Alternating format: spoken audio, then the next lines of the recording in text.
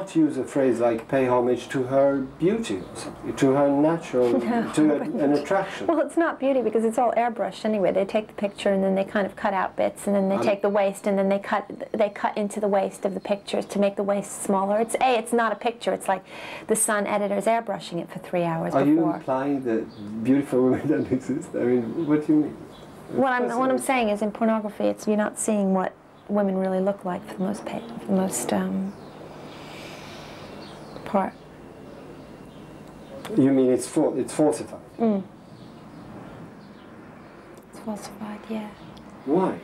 And I think that paying homage, men paying homage to women's beauty is a real lie, when in fact women don't have, you know, I really do see things in terms of men's power and women's powerlessness. It's not just men and women, but I see things in terms of who has the money, who has the power. I mean, the United Nations statistics are that men own 70% of the world's wealth and 95% of its property, but that women do 2/3 of the world's work. You know, and so I'm always seeing things in terms of that. So what does it mean to pay homage to a woman's beauty if she lives in a country where she can't vote, or if she lives in a country where she can't feel safe to walk down the street on her own, or if when she enters into a relationship she's not equal because the man could always turn around and swat her and beat the shit out of her.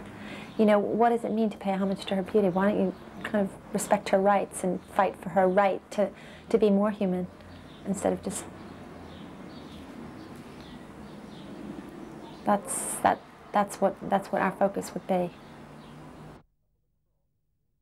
Well, the cross is a very ancient symbol which predates Christianity by tens of thousands of years, of course. And that is the symbol of resurrection of all life. It's a symbol of victory. It's a very holy shape. And this particular cross here has the stones from each of the 19 holy mountains I mentioned to you. So it's not only a symbol to us, it's an instrument. It's what we would call a radionic instrument. It's a radiator of spiritual power. And any time I ever hear a woman talking about their abortion experience, my heart just bleeds for them. I feel desperately sorry. We've altered our society by these people that we've destroyed, who have existed. Their lives have been there. They've been there as people. Okay, then it leads to euthanasia and the survival of the fittest. So if we move from your motivation to, how do you see the other people's motivation? I mean, what do you think about the other block, so to speak? Why does society do this? Yeah. I think, by and large, there's a lot of misguided people out there, and you see, and as I say, the big god of the age, choice. I must have choice. Except, of course, we don't want to give people choice to smoke cocaine or take heroin or become alcoholics or abuse their children. No, we make moral judgments then, but choice is the god of the age, and it gets us into total mess.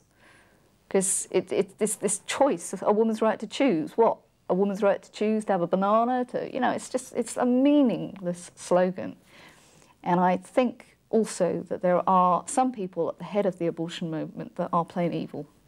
No, undoubtedly, there are one or two people heading it who just, their whole attitude towards life and the whole attitude towards, a lot of it in the third world is population control and eugenic.